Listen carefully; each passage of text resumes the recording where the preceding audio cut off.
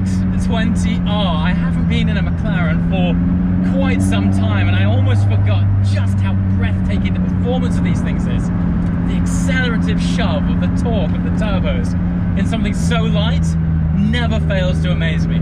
Anyway, before we ultimately end up at Snetterton Race Circuit in this road-going GT4 race car, I just want to share with you a quick story. So it was the day after the McLaren Senna first drive, and I was given the opportunity to drive the McLaren 570S GT4, which is a track-only race car, effectively. And, I mean, in what world would you be given the opportunity to back-to-back a McLaren Senna and then a 570 GT4? But there I was. Now, at that time, I just stepped out of that Senna, and I thought, it doesn't matter what I step into now, the performance of that thing just recalibrated my brain as to what is possible from a car that wears number plates. Sure enough, less than 24 hours later, I found myself in the seat of a McLaren 570 GT4, their track-only race car. And I never thought these words would come out of my mouth, but there was something about that car which led me to having more fun than in the McLaren Senna. And listen, all I can say is you're just going to have to take my word for it. As absolutely ballistic as that Senna is, there was something truly race car about the GT4 which you just couldn't escape. It was just a little bit more pure. It didn't have all of the fancy aero, and on track around Portimao it just gave me the biggest smile. And I remember stepping out of that car amazingly feeling a greater sense of achievement in driving the GT4 than I did the Senna. Unbelievable, I know. The biggest difference was, though, the GT4 was a race car. You had to take it to the track on a trailer because it wasn't road legal, and I thought to myself, that's where the greatest breadth of ability lies within the Senna. You can drive it to the track and then effectively have a race car experience. Well, here I am, sat in what is effectively a road legal McLaren 570 GT4. It's now called the 620R. 620R because, unlike the 570 GT4, this is not restricted by any racing regulations. So in effect, I was about to say you've got the best of both worlds, a GT4 for the road. However, this is a 620R. The clue's in the name. This is a 620 horsepower, de-restricted GT4 car that you can drive on the road to the track. How ridiculous is that?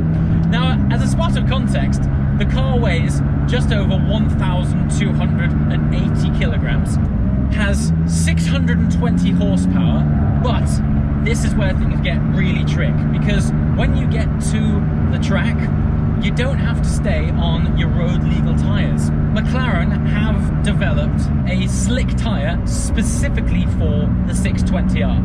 Now, to set some context, usually when you put a slick tyre on a car, it has to be specifically set up for that slick tyre, which is why it's very rare to find a road car which is capable of running slicks. In fact, I don't actually know another car in this class which can do what this car does. Drive to the track on road tyres and then stick on, just immediately bolt on a set of slicks without any change in setup to the car. That's exactly what we're going to do right now.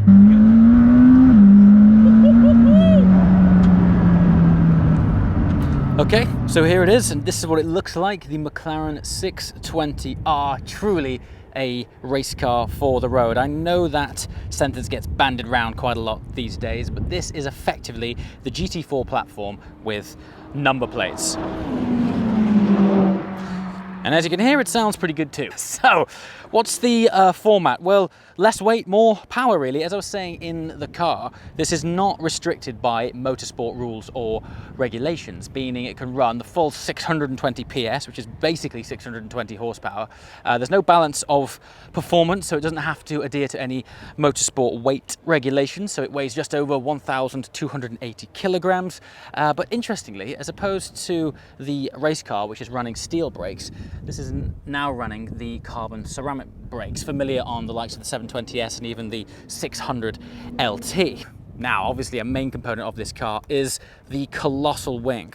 So not only is this adding more downforce to the car, but it's also an adjustable wing. There are 3 different settings, as indicated by these notches here, and you can therefore tailor it to whichever circuit you're on. Now, unlike the actual GT4 car, which is well and truly stripped out to the point that you can actually see the floor, the 620R is much more civilized inside.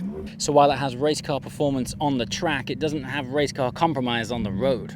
And there's also this option of the carbon air scoop, which not only lends itself to looking awesome, but when you're inside, the induction noise is fantastic. But unlike the GT4, this has the mandatory third brake light embedded into the wing itself, just to keep it road legal. The real USP for me is the fact that you can turn up on the road, like this, on road tyres, and then, conveniently, over here, we have a car with the slick option, which you're able to just bolt on and off you go for your fantastic track day. So this is a bespoke slick tyre made for this car, and really it's important to highlight this because most cars that run a slick tyre, they've been specifically set up to deal with that slick, and therefore it makes it a race car only, whereas this car, you can drive it here and then bolt on a set of slicks. It's really trick stuff, and I cannot tell you the difference it makes being able to run a set of slicks on a track day car. It's just a complete game changer. And then all of a sudden, you can just roll out of the pit lane, like so.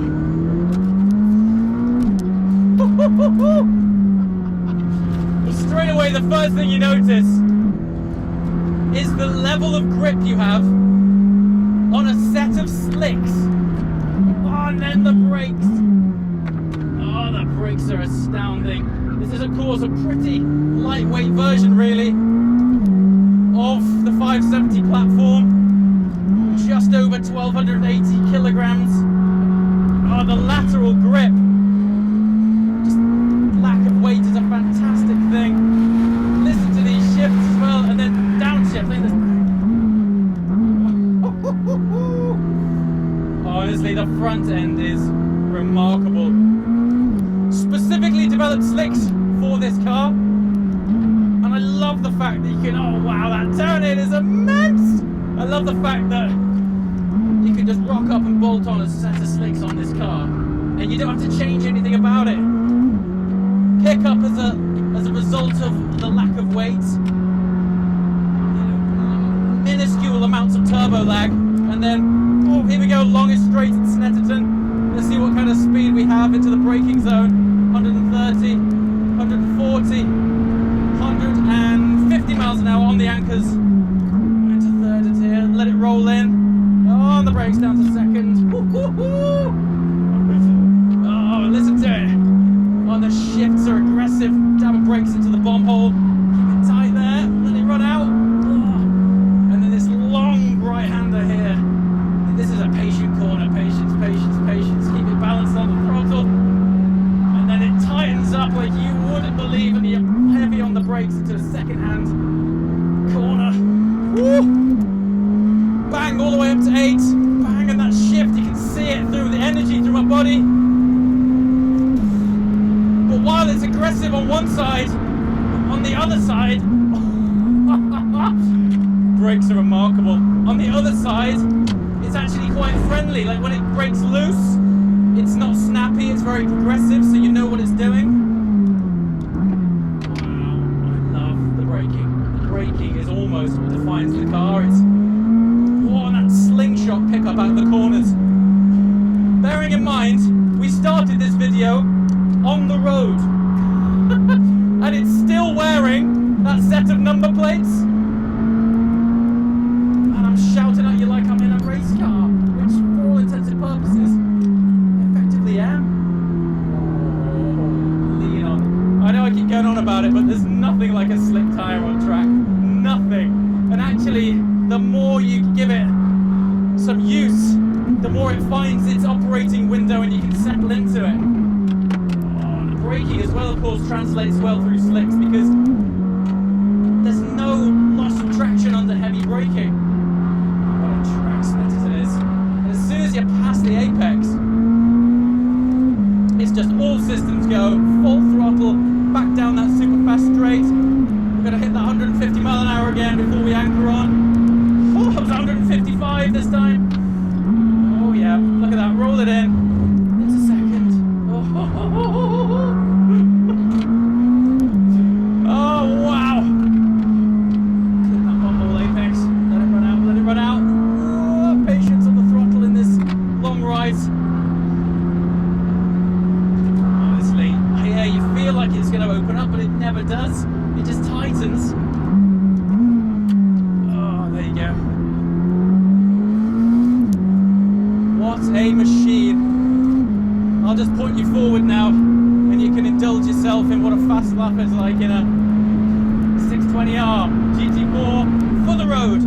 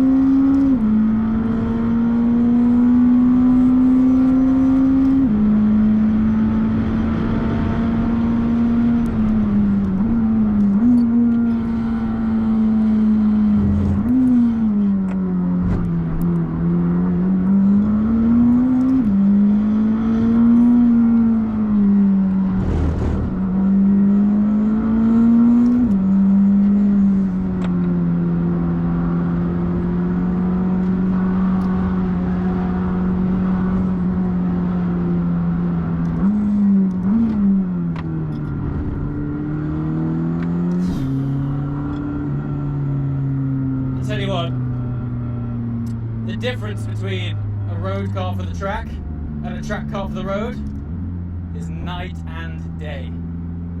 Whew. Let me just calm down and then we'll have a debrief, but what a machine! That was a hell of an experience. I mean, as a track day car, what a proposition.